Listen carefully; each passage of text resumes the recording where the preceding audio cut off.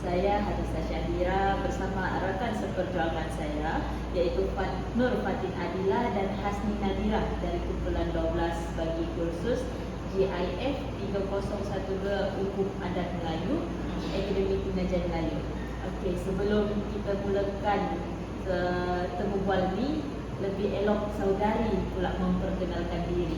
Kenalkan nama, dari jabatan mana dan tahun keberapa. Nama saya Nur Aina binti Khairul Azmi. Saudari boleh bagi saya Aina. Saya dari Jabatan Pengajian Melayu dan tahun kedua. Okay, terima kasih. Alright. Sebenarnya tujuan kami datang ke saudari ni adalah untuk menemu bual ataupun mendengar pendapat atau pandangan saudari Aina berkaitan dengan hukum adat secara umumnya lah. Dari segi kami, apa yang kami faham tentang hukum adat ni ialah hukum adat ini merupakan hukum kebiasaan yang bermaksud aturan dibuat dari tingkah laku masyarakat yang tumbuh dan berkembang sehingga menjadi sebuah hukum yang ditaati secara tidak tertulis. Di sini saya ingin mendengarlah apa yang saudari Aina faham tentang hukum adat ini secara umumnya.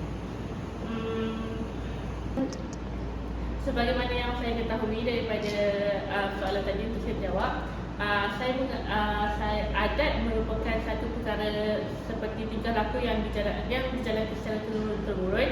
Seperti saudari Hanisa berkata tadi, beliau mengatakan bahawa adat ini merupakan satu tingkah laku tingkah laku yang dilakukan secara turun-temurun sehingga menjadi hukum yang dipatuhi. Saya juga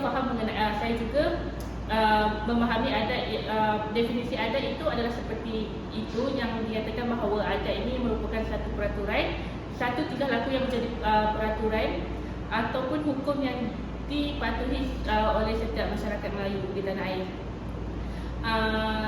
Adat juga, saya mengetahui bahawa adat juga terbahagi kepada dua, adat Pepatih dengan adat Temenggung lah. Adat Pepatih yang sebiasanya kita dengar bahawa kebanyakannya di Negeri Sembilan. Okey. Adat Temenggung saya kurang pasti. Adat Temenggung di Satu juga dekat Negeri Sembilan, cuma adat ni dia dibahagikan berdasarkan daerah. Faham. Kira dia berdasarkan daerah adat lah. Faham. Jadi saya faham bahawa adat ini merupakan satu tingkah laku secara turun-temurun sehingga menjadi hukum yang dipatuhi oleh masyarakat Melayu pada masa kini.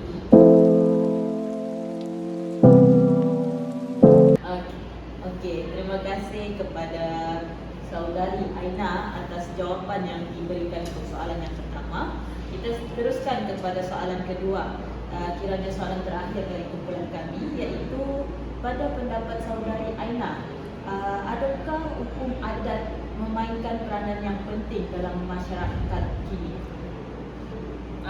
Mengikut pendapat saya lah. Bagi pendapat saya bahawa hukum adat ini merupakan satu hukum yang sangat penting untuk dikekalkan, sebagaimana kita ketahui bahawa dunia telah mengalami globalisasi. Sekiranya kita mengamalkan hukum adat ini, kita boleh mengekalkan tradisi orang Melayu masa dulu, dan kita boleh mengangkat adat-adat dahulu yang menjadi kebiasaan kepada kita. Sebagai contoh, saya memahami bahawa adat sebagai orang Melayu, apabila kita pergi hari raya, kita akan jarang menziarahikan. Itu merupakan satu adat, kalau tidak salah hari ini. Okay. Sekiranya adat itu tidak diteruskan ataupun tidak diteruskan oleh masyarakat kini, saya rasa bahawa silaturahim tidak akan terjalin sekiranya tidak ada perkara itu di dalam institusi kekeluargaan kita. Jadi saya rasa soalan tadi berbalik pada soalan seperti adakah hukum adat ini memainkan peranan yang penting? Jadi saya rasa hukum adat ini sangat penting untuk mengekalkan silaturahim, mengekalkan adat istiadat di raja kita. Kita punya raja, kita punya raja dan sebagainya. sebagainya lah. Jadi saya rasa adat ni merupakan kita pula menjadi satu identiti kepada masyarakat Melayu, sebab setiap kaum mempunyai adat masing-masing kan. Jadi saya rasa adat ni mencerminkan tingkah laku seseorang. Tidak salah saya? Betul. Maafkan saya kalau saya salah, tapi menurut pandangan saya rasa hukum adat ni sangat penting untuk diaplikasikan dalam kehidupan setiap masyarakat kini.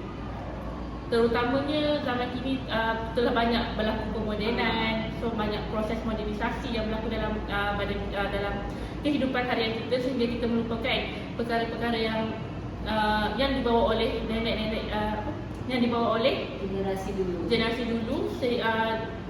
bahawa benda itu penting sebenarnya. Tapi jika dilihat pada generasi sekarang, saya rasa kita memang patut mengekalkan adat itu untuk mengekalkan kita punya identiti masyarakat Melayu itu sendiri. Jadi saya rasa ya, hukum adat itu masih penting dan sangat penting untuk kehidupan masyarakat Melayu ini. Tak masyarakat, semua masyarakat, maksud saya. Semua lapisan masyarakat, tidak kira kaum, umur ataupun apalah status ataupun. Saya rasa itu sahaja daripada saya.